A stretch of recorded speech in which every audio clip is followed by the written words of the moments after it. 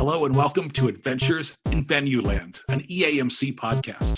This is your all-access pass to go backstage and behind the scenes with some of the brightest minds that cross the scope of the live entertainment industry. I'm Dave Rettelberger. And I'm Paul Hooper. We'll introduce you to some of our favorite people as we dive deep into the world of live touring shows and the venues that host them.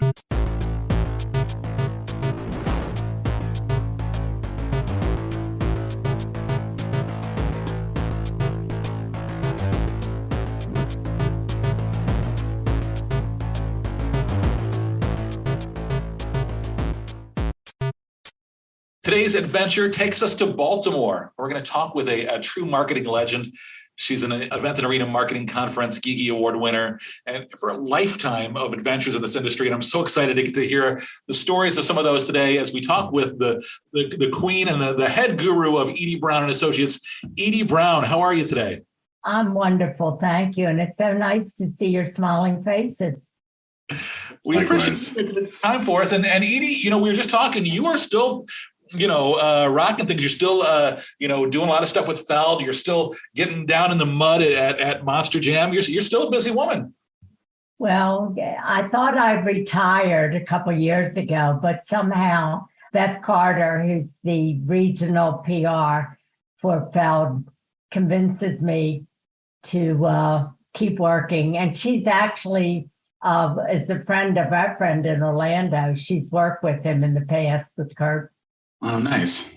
Small industry, right? Yeah, it's a big world, but a very small industry. Yeah, absolutely. And Edie, one of the things that, we recently saw you in person in Minneapolis for the Event and Arena Marketing Conference, and you were going stronger than a lot of us. I would turn around and I'd be like, boy, my legs are getting tired. It's been a long day. And I'd still see you work in the room. That's what we do in PR. One of the things I love about you is that, you kind of have made your career, and I think I'm quoting you when I say this, by treating everyone who crosses your path as a friend. I think it's really important. I'm really old-fashioned because I'm a really old broad. So what I knew going into the industry is what I still do. We are so tied up to our phones and texting and emails. We've lost the personal connection. And, in this industry, I think you have to be connected. You can't always just email them and say, I need you to cover this. Because if you look at a broadcast as a news broadcast, which is an hour, but in content, it's like 24 minutes. The rest is advertising and everything else. And out of that little space, there's 2 minutes for fluff, and hopefully what we sell is fluff. And so everybody is competing for the fluff, the symphony, the Broadway shows, the charities, on and on and on. So how in a meeting do they say, okay, let's go with this person's fluff? And it's because there's a personal relationship. They know that when they come, you're going to be prepared. It's going to be professional. They can get their cameras in and out. And, they appreciate that. And we appreciate as individuals who are in the industry that they come and, cover us.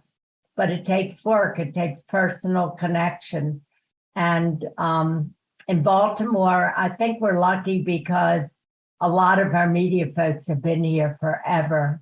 Like Marty Bass, who's been here 36 years. I've gone to his kids' weddings. I used to, when he first got married, he has a little girl named Savannah who loved wrestling. He used to put her behind this cage. Now, she's a married woman and she's doing PR in Atlanta somewhere. And she always says, I taught her not only are you nice to people, because when she grew up, she interned with me. Like we used to take the cakes for the Disney opening, with all the information on a big sheet cake so the cameras could zero in on it. And not only do you take the cake, but you take the forks, the plates, the knives, everything themed, so that, newsrooms don't always have all those things. So it's all those little extras that I think you have to think about and do. And not only as a job, because you want to do it. That's part of what you are if you're in this industry.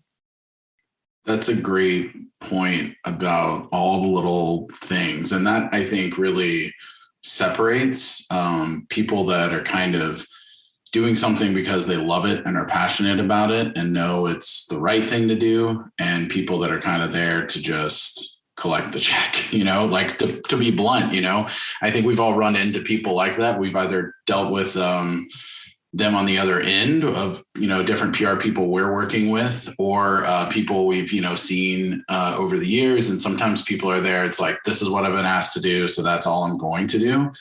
And then you have these people such as yourselves and others that they do have these great relationships. And that's because, all the people they work with, they know they go the extra mile. They actually care, like their heart is in what they do. So they care about the success of the event, the success of the TV hit. Like they want everyone to feel great about it. And it's not just about like, okay, we've done this, let's move on. It's more like, how do we do this to the best of our ability? And I think that really separates people. Exactly. And it's not only, a lot of people think it's the people who are reading the news that are the important people, but it's the people behind, the assignment editors. Yes, we love our producers. A lot of the photographers, help make those decisions as to what they're going to cover. Edie, so, you mentioned, a lifetime of doing this. And am I right that you actually, before you got into this whole side of things, you were a school teacher? Yeah, well, this is kind of interesting because, when you think about what we do, how did we get to where we are? So when I graduated from college, I didn't want to go right in because I've been in school my whole life. So I went to work in a department store, went through executive training program, became an assistant buyer. And then when I got married, I became a school teacher because the hours were much better and the pay. And I had the distinction of teaching Barry Levinson, who you all might remember. Oh, yeah. Big director, right? He did like Rain Man and The Natural and even, I think, Good Morning Vietnam. Right. It was funny because I know exactly where he sat and what he did. And if I would say, write about the trees, he would write about the grass. His mother would come up and say, what am I going to do with him? I'm going to kill him. And I said, no, he's being creative. We encourage that. I also taught our congressman, Ben Cardin, and actually he surprised me one day during the education week, called me to some school and it was kind of funny. I was at the desk and I said, oh my gosh, I have to be at that school. The earrings were down, the lipstick wasn't on. I run to the school and they say, oh, we're waiting for you. And they bring me up on the stage and I'm thinking, God, I should have worn something better. And where's my earring? And where's my lipstick? But anyway, and he gave me an award for being the teacher that most influenced his life, which was really nice. That's very sweet. And I guess the purpose of this long journey of how I got to where I am, it's kind of interesting. So after I stopped teaching, when I had the children, I became a potter. And so I taught pottery, lectured, blah, blah, blah. And then one day after doing that for a while, I happened to be downtown and they were putting up this beautiful new building. And I thought, what is that? Well, it was called the Convention Center. So I thought, well, that's kind of interesting. So I made a call and they said, yeah, come on in for an interview. I knew nothing about PR. I knew nothing about politics. I was just a lady in dirty jeans who was downtown. Anyway, went for the interview and it was kind of interesting because the woman who had the job, it was the Convention Center, the Convention Bureau, was young and very aggressive. And as I said, I didn't know anything about politics, but it seemed like, there were a lot of influences of people wanting to get their people in there. And she felt very threatened. So I came bebopping along, not knowing anything. And she just felt comfortable. And I remember Wayne Chappell was head of it at that time, came in to talk to me. Never asked me for a writing sample because I wouldn't have known what in the heck he was talking about. Never Written the press release. PR background. And, and I remember the only question he said was, so are you going to stuff envelopes? And I said, yeah. I said, well, my husband and kids. Why? And he said, oh, just want to know. And he walked out. And later that night, I got a call saying, you've got the job, but you can't tell anybody for 3 weeks because we got to get through all these, political interviews. So that's how I started in PR. Wow. That was back in like 79, right? So you really had, was there any calling to live events or what made you just kind of look at that building and walk in the door that day? It was just a beautiful new building downtown. And I thought, gee, that's kind of interesting. What is it all about? I just went to this job interview and I guess the person, her name was Sherry, was just very comfortable having me there. Well, so in the city of Baltimore also at that same facility ran the arena, right? And eventually you made a transition from the convention center to what became the Baltimore Arena. Right. At one point, one of the mayors combined the convention center, convention bureau, and the arena under one umbrella.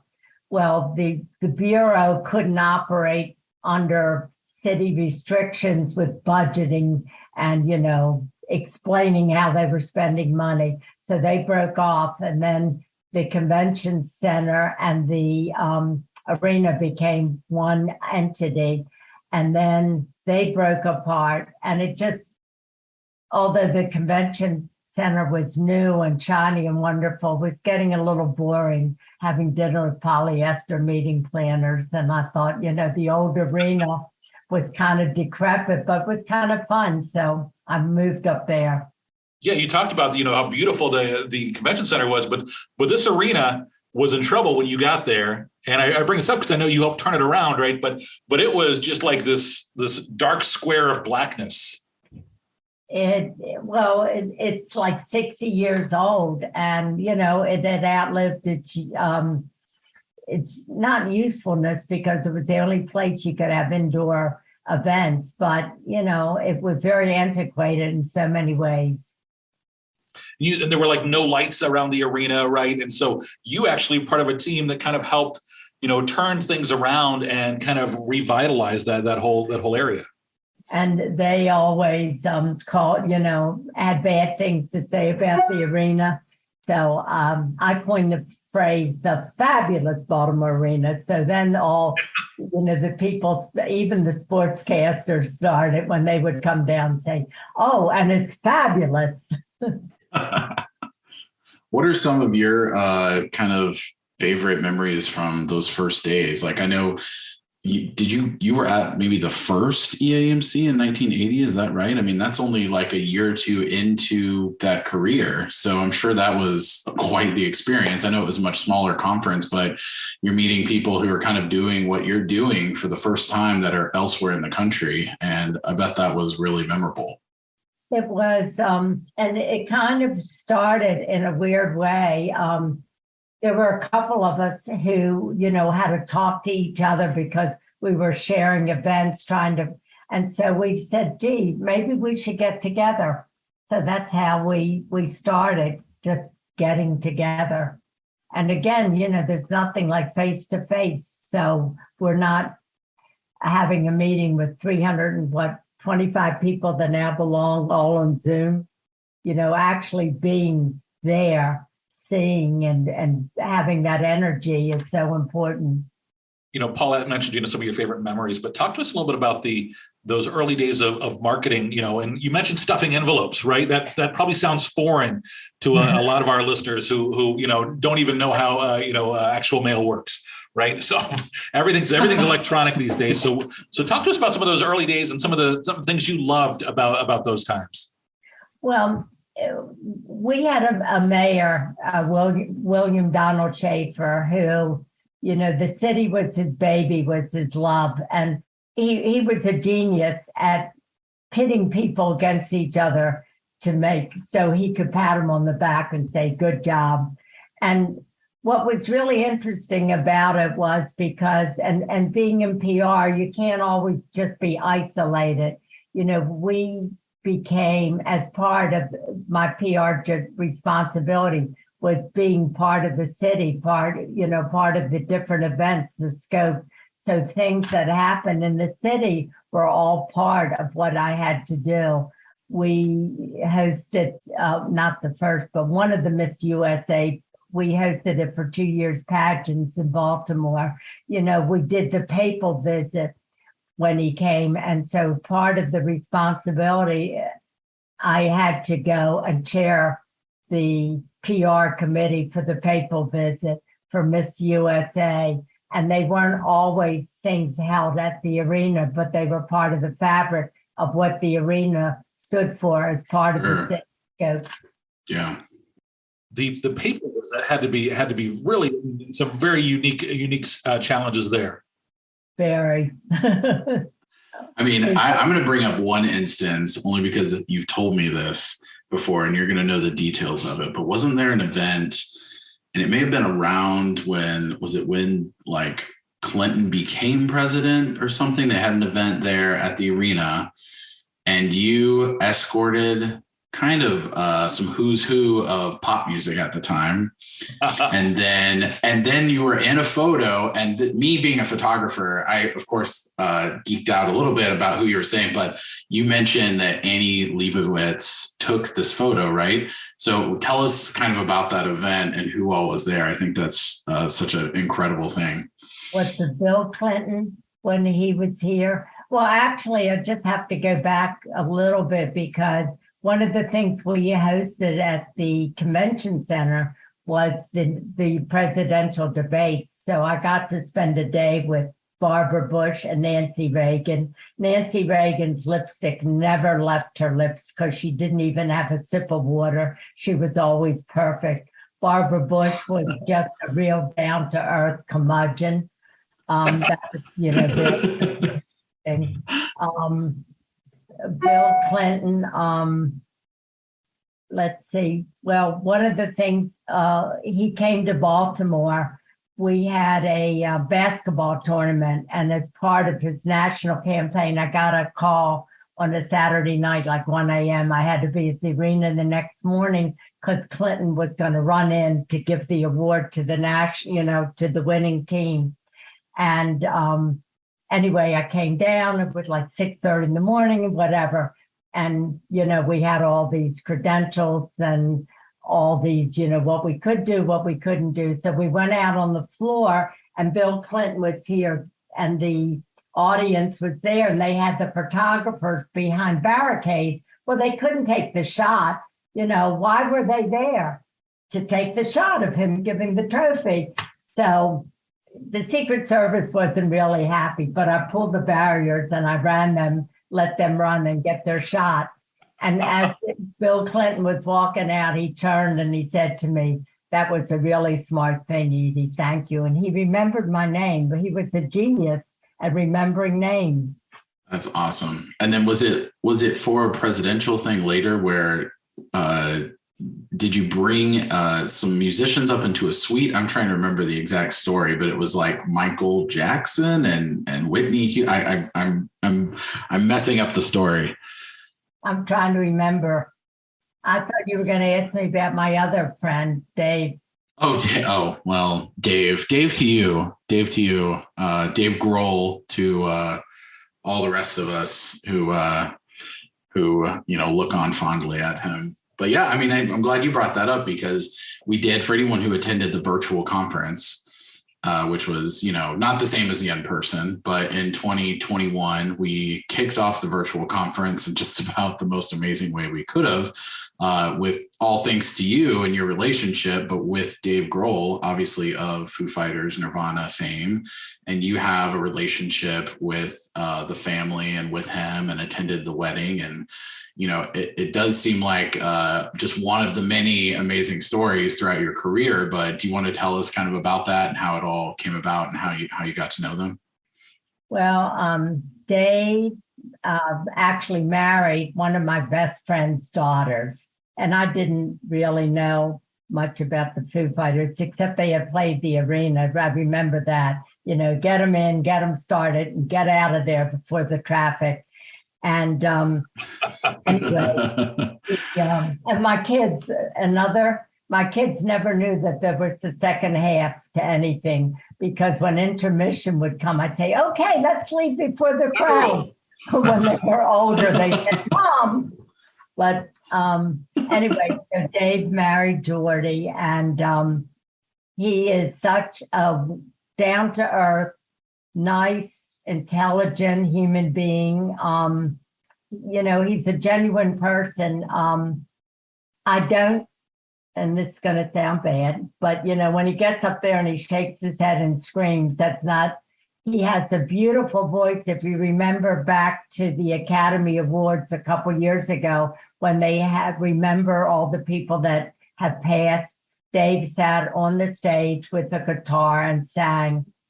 And, that's the part of him that I love, not necessarily when he's on stage. Yeah. But another funny was his mother, Ginny, and I went to see him in concert in Washington at one of the venues.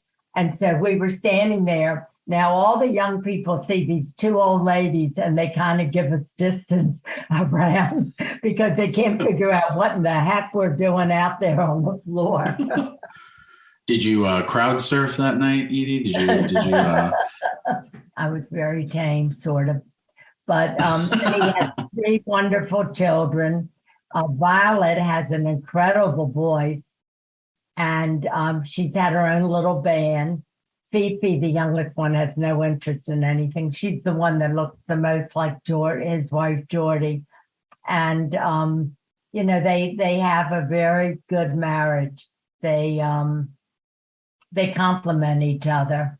And, she on her own has done some interesting things. She became an organic gardener, and she would go to these farm things on Sunday and sell product. And Dave would go and help her sell, or, where he would do a barbecue. So there's lots of nice parts to him other than being, a renowned musician. It is a great interview that you did, because your familiarity with him and his family kind of gave him a comfort level that gave the interview just a different feel. And it's available. And I know that Paul and our communications team posted that on YouTube. It is available. You can find it there, but it's definitely worth checking out, because he's just a very, very down-to-earth guy. Yeah, I forgot the name of the organization at the beginning. I was so nervous because when Kurt asked me to do it, I said, I'm behind the camera, not in front. I put people in front of the camera, and he kept calling. It finally wore me down. Then he called, and Paul, everybody's calling. How's your audio? How's your sound? How's your background? Fucking idea. We landed the plane though. We got it. It's some of that too. Of course, we were like confirming it, I think the day before, Dave, where we confirmed moments before, felt like, yes. Moments, but it was wild. And then it just went great. Like Dave mentioned, you had such a nice rapport with him. And I think to also, credit him, what you were saying is he just does seem like one of the nicest guys in rock and roll. Right. And he does play both sides of that. Even if you listen to the Foo Fighters stuff, he has that kind of soft, frail voice that he'll sing, and then he has that like rock star screaming kind of yell, and sometimes within the same song. But I think this versatility mixed with his personality is really a credit to his success that he's had, and makes him memorable, I think, to a lot of the venues and people that have hosted him over the years. Another sweet thing for the wedding, they live on top of a big hill. And so for the wedding, they sent baskets of champagne and cheeses to all the neighbors and said, tonight's the only time you might hear loud music coming from this place. So I thought that was a brilliant idea. Yeah, that's great. Well, Edie, you mentioned, Dave Grohl and his family, but I know, your family's played an important role in your adventures. Talk to me a little bit about your family being along for this ride for you. Well, I have 3 children. My daughter Jody now lives in Scottsdale, and she had triplets. Unfortunately, my granddaughter passed away 4 years ago. So she has 2 sons. One works in New York City. He works for a company called BlackRock. And my other grandson is married and lives in Scottsdale. I have a son, Mitchell. He has 2 sons. One lives in Frisco. He works for TCG, the venture capital firm that, what's his name? He was head of Fox Films. He did the Titanic. It'll come. Yeah. You can look it up. And then his other son lives in London. He works for Instagram. Cool. And then my youngest son lives in either Boston, Florida, or Maine, and he has 3 children. Have any of them become chips off the old block? Have they dipped their toe in any PR stuff, or are they somewhat, kind of not necessarily wanting to touch it? I'm sure they got a little bit of a dose of it as they were growing up, but is it sort of they're all sort of exploring their own paths, or have any of them kind of tried to do a little of that? And they're all a lot smarter than I am. They all are doing their own thing, but I think my grandson, Matt, who works for TCG, whatever it is the most, he's really good at marketing. For instance, his company was going to bid on this. There's a town in Iowa or somewhere that is like the quilting capital of the world that everybody goes to. So his company was interested in maybe, buying them. So he called and said, so I'm going to go there, Nana, but I just don't want to go and do the pitch. How about if I do a quilt and put their logo and my company's logo, on a small quilt? Who can we find to do it? So that's thinking out of the box. So Totally. Oh, that's very great. Edie, I know you're very proud of your family, but I know they're also got to be really proud of you. You developed a reputation as kind of a force to be reckoned with. We were talking about some early stories in the days, but tell me about the story. I've heard rumors about this where you kind of got into it with Luciano Pavarotti's security team. So, as we mentioned, the arena was pretty old and decrepit, so we had Pavarotti there. So I insisted all our ushers, we rented tuxes for them and we put down red carpeting, but we wanted to do something really nice, for their backstage. And backstage was really, really decrepit and old and whatever. So we, order carpeting and couches and, nice things to be brought in. And his security team started to give the guys a hard time about it. What are you doing? And I said, well, we're trying to make this nice. And anyway, they gave me a really hard time. So I turned to him and I said, okay, we're pulling all this fucking stuff out and leave it like it was. And they said, oh, no, ma'am, no. So anyway, we got them. And Mr. Pavarotti did pinch my ass several times. I mean, that was like doing the whole arena welcome, like before the arena welcomes. Now everyone's doing it. Now, if that happened today, those security people would be like, bring in more. It's funny how times have changed like that. That's so funny.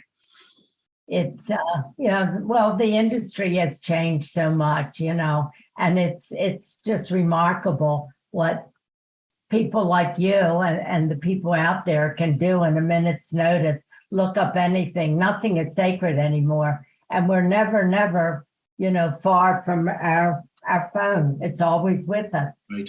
Sure. So, you mentioned obviously the arena's terrible condition, and I know you were a big advocate in getting Baltimore a new arena. And as that happened, right around around 2000-ish, is when you kind of decided to start Edie Brown and Associates, your own PR agency. Talk to us about that transition, and then how you also stayed on, with the arena kind of as a consultant, right? Right. Well, I just, got tired of all the hours and whatever. So I decided to retire. And a couple of my clients and people that I'd worked with asked me to come work with them. I got hired by the state of Maryland in their economic development arm. So I did tourism, movies. We had a big department trying to get movies to come here, tourism. And so that was a lot of fun. They sent me to Sundance a couple of times to interview people. So that was very nice. Also, I worked for a company called the Campbell Group, and the Campbell Group was the original advertising PR firm that handled the Baltimore Convention Bureau. So they did all of their advertising outreach. So I worked for them too as a consultant. I did, and then Feld said, "Gee, we really like you doing our PR, so we want you to continue doing that." So I did that. And Feld had really changed so much over the years. It's been an interesting transition. Oh, so going back to my grandson, Matt, one of the big partners went to Monster Jam and thought it was really great. And he said, "We ought to look into, doing something with this company." So at the meeting, Matt said, "Hey, I know something about that."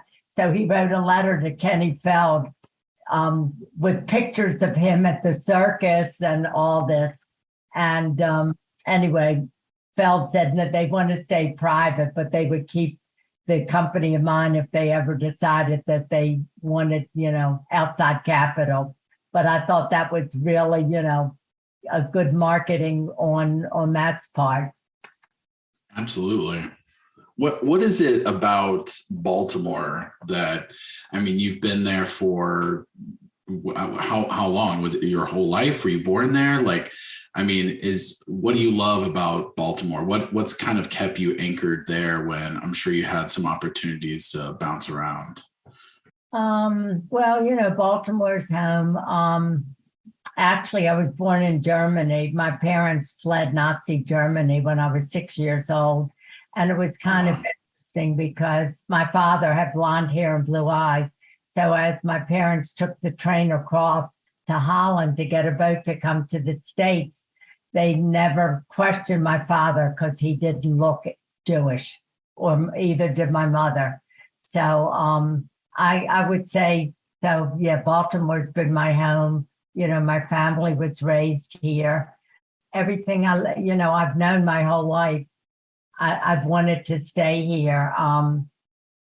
I had a job offer from St. Louis where the Convention Bureau had asked me to come there to be her VP of marketing and PR. And I said, "I'm too old to move. Thank you, though." I think there definitely is something about embracing your city, especially I think the longer people spend in cities, sometimes they're able to develop these relationships, make a deeper impact. I think we all see different strategies as far as kind of moving up in the industry, and some people will bounce around and you can maybe move up faster that way, but you also probably lose some of the connection to the city you're in. So I do think clearly what you've established and what I see other people do and what I try to do in Lexington and emulate is, setting roots in, but also you do get to meet those news anchors. You get to meet the local businesses. You have these personal relationships. So then it's not just me marketing a show. It's how do I support this group and how do I support them and how do I elevate the whole city, which is going to help everyone, and I think that's something that is, I'm sure, helped with your success over the years there is, you've kind of become the legend of Baltimore. You've stayed there, and when you had opportunities to go elsewhere, you've, really helped improve the arena there and do all these amazing things in the city that I think is better for it. Yeah, it's been a wonderful journey, when I look back on, the different things that I became involved with. It's been a wonderful lifetime of friendships and events and adventures.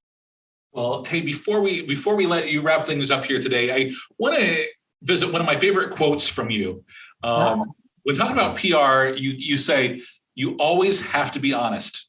And if you don't know the answer, don't make it up. Just tell them you'll try to find the answer. Media can tell when you're bullshitting them. That's true. That is true. And you know what? If you tell a lie, it always comes and bites you in the you-know-where. Well, hey, I'm so glad that you had the time to join us today. Before we let you go, I do want to give you a chance to answer our Fast Five. It's 5 quick questions, just looking for your instant response. First up, what was your very first concert? That was too long ago. I can't even remember. Do you have a favorite concert that sticks out? Well, there have been a lot. I love Billy Joel.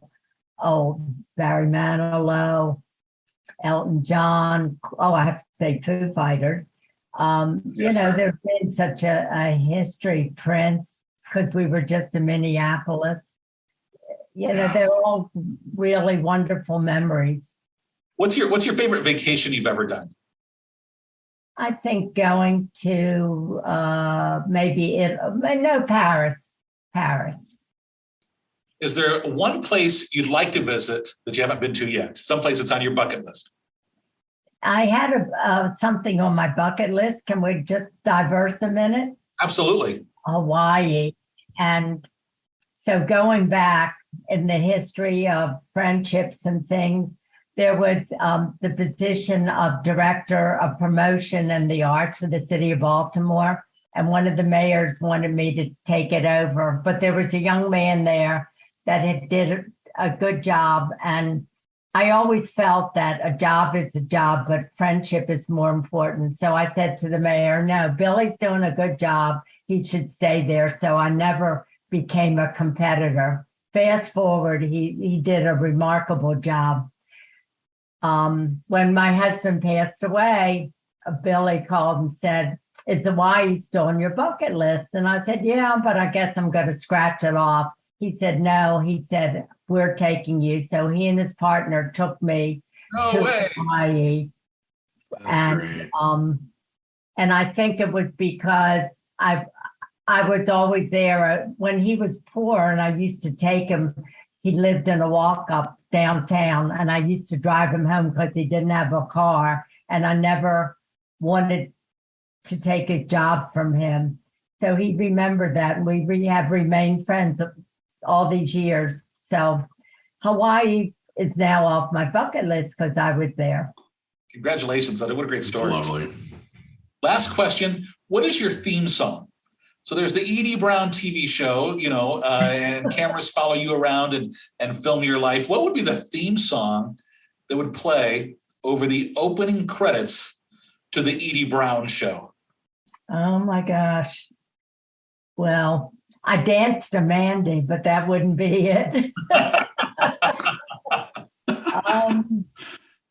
What would it be? I'm trying to think. I love all the Barbara Streisand songs. I'm a terrible songstress. I know the words, but I don't know any tunes. So most people tell me to just mouth the words. Edie, before we wrap things up, is there anything you want to plug? Any Edie Brown and Associates stuff? Anything that if somebody wants to reach out to you, what's the best place to find you these days? They can just email me, ediebrownpr@gmail.com. And if there are any questions or people want advice, I'm more than happy to be a sounding board. I'm a sounding board for a lot of people. Yeah, what question do you get a lot? Do you get a lot of people looking for just generally, advice? Because the marketing world has changed so much, but there are still some truths that still are, go way back to 1979 when you were that girl at that office, just asking about, hey, what's going on inside this building? Right.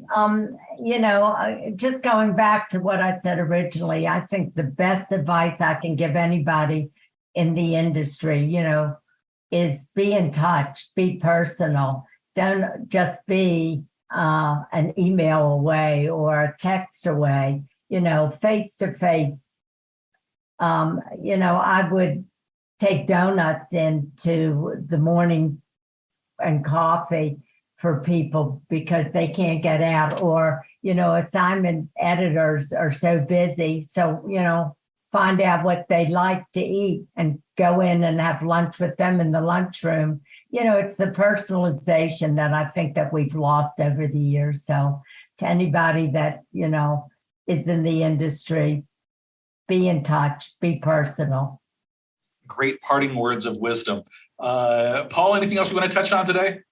No, thanks for coming on. This is definitely, when we started this podcast, you've been on the list, and I was kind of building up to it. So we really appreciate you coming on. I'm sure we could fill another 3 or 4 episodes with advice and stories from over the years, but we really appreciate it and appreciate you.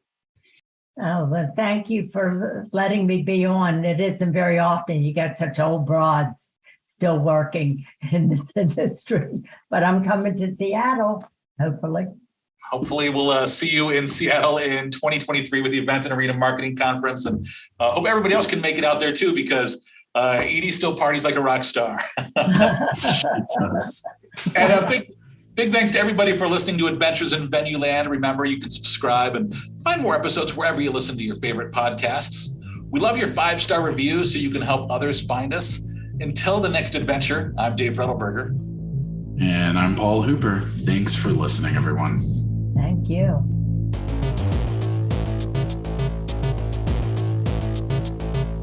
Adventures in Venueland is a side project of the Event and Arena Marketing Conference, a nonprofit organization bringing together people in the field of live entertainment to discuss marketing, publicity, and sales trends.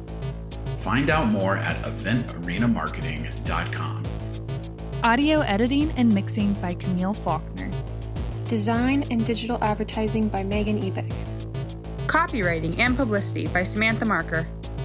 Guest booking and brand strategies by Paul Hooper. Guest research by Dave Rettelberger. Marketing strategies by Paul Hooper, Megan Ebeck, and Samantha Marker. Thanks for joining us. Until the next adventure.